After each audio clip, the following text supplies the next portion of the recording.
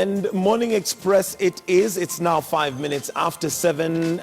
Being a Thursday, it's time for us to look at State of the Nation. And basically what we do on State of the Nation is put our pulse on the nation on some of the pertinent issues and try and weigh in and see whether we're making progress or we are lagging behind, or if at all there can be progress made. And of course, what has been subject of discussion for the last week and a half or so has been the scandal at the health ministry. But that is not isolated. It's not a scandal that it's on its own. I mean, before we've recovered from Golden Bag, we've got the likes of Eurobond. Before we've recovered from that, we have NYS, which is currently ongoing. Then now we have this scandal. The only thing that seems to change is the amount that we're talking about. So this morning, would like to find out from you and also have this discussion and find out whether really we are making progress when it comes to fighting corruption in this country. Where are we going wrong? At some point, we're going to open up the phone lines for you also at home to participate and weigh in and let us know what your thoughts are.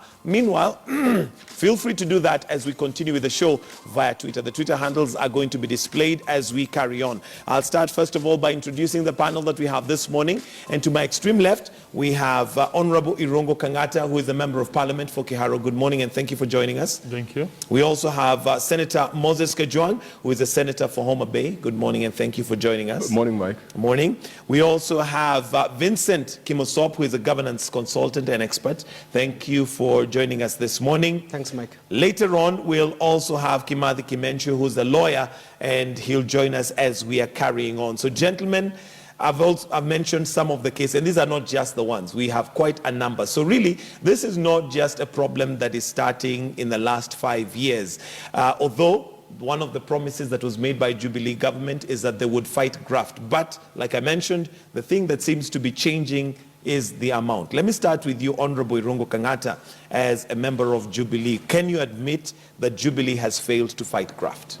No, it has not. Reason being that anyone who has been mentioned as adversary in the fight on issues of corruption, that person has either been suspended from cabinet or taken to court. Presently, we have of about 500 government officials who are facing cases before judiciary. I don't think we as government, we can do any other thing apart from arraigning people before the government.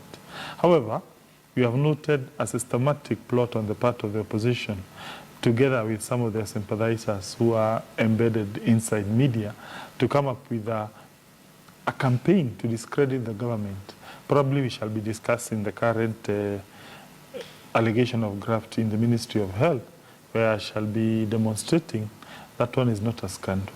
However, I do concede that in respect to the issues relating to NYS, that was a scandal.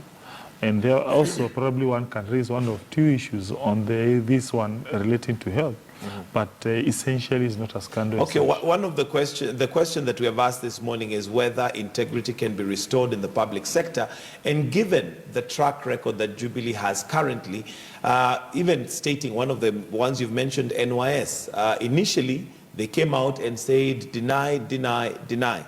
Only over time for there to be discovered that there was a scandal. Now it's even getting worse as we look at the grilling that's going on. Today we do know that Anne Waiguru is going to be appearing before the committee, and we don't know how that's going to play out. But how do we restore integrity in an institution or in a government that so far the track record, unfortunately, is not looking good at all? Well, I would urge two things. Number one, we need to have a structural rearrangement of the government. What do I mean structural? Probably we need to reduce the role of government in our lives. For instance, if the 25 billion that was capitated to NYS was given to a private person, probably to come up with an idea of how to create employment, because that was the original intention, then we could not be having the issue of corruption.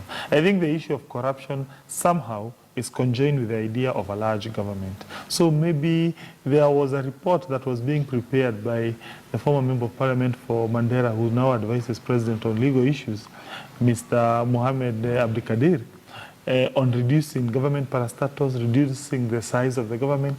Probably I would urge the President to see through that report has been implemented.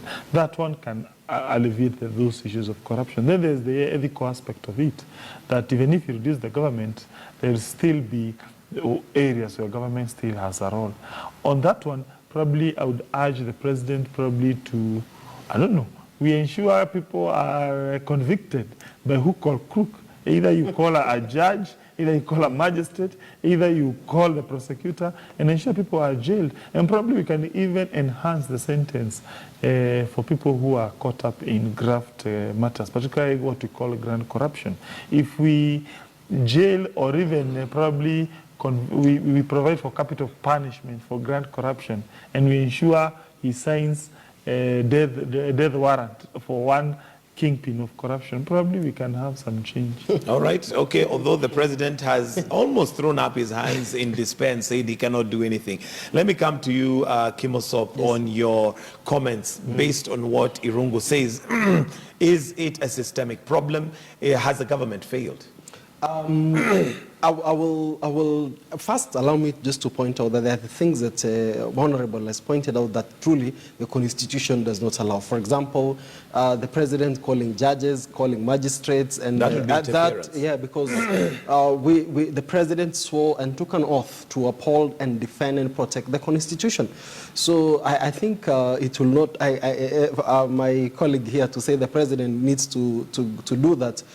It will be anti what the law requires. Allow me just to say this. When the NAC government came into power in 2002, they started through the economic ERS program, one of the investment in governance. And they had this program called Governance, Justice, Law and Order Reform Program, GJLOS, and I was one of the advisors as a technical person.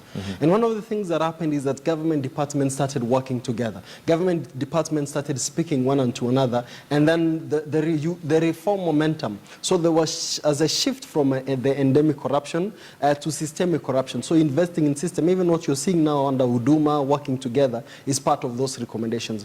My recommendation, I think, since we have Kangata, who represents Jubilee here, is that investment needs to be sustained and to be given political impetus at the national level, because the momentum under GJ law seem not to have been kept from, I think, I think when the donors pulled back, when we had the Grand Coalition government. So I think there are things that have worked in the past in government which we've seen results, and if the Jubilee administration can reinvest in such processes, then we'll actually see results. Corruption, you don't fight directly corruption. What we need to do first is deterrence. So investing in systems. I'll give you an example. I went to apply for a certificate of good conduct at the DIC in Mombasa Road, and you can see they have used now e-citizen. You don't need to go there, just apply and then go. Your own responsibility is to take your fingerprints. But there are people who are very smart enough to actually circumvent the system and still give the business within the processes to their own people. And so what happens? They indicate 1, 2, 3, 4. And number one is that you still have to get clearance from them who are not part of a process. So you have done very well through e-citizen, but you still circumvent the system by having, so we have to review system progressively, because the corrupt are more organized than actually the good people in society. All right, Senator Moses Kejwang, your sentiments and thoughts on how far the progress we've made so far in terms of fighting corruption. Mike, we have not made any progress. In fact, we are worse off. During the days of Kibaki, there was a governance advisor, John Gilongo. In Uhuru's government, I've never had someone called a governance advisor or anti-corruption advisor. There are all sorts of advisors, people whose job descriptions you cannot understand, political advisors, others who write reports that are trashed immediately after they've been written, people like the President's advice on legal affairs. But I've not had the President having someone to advise him on governance and corruption. The problem we have is that we have an administration that was conceived on the bed of impunity. And that is why the biggest legacy Jubilee is going to leave this country will be impunity. Mike, I can tell you, and now that I'm in political circles, and I talk to people who are in the political field before the last general elections, the government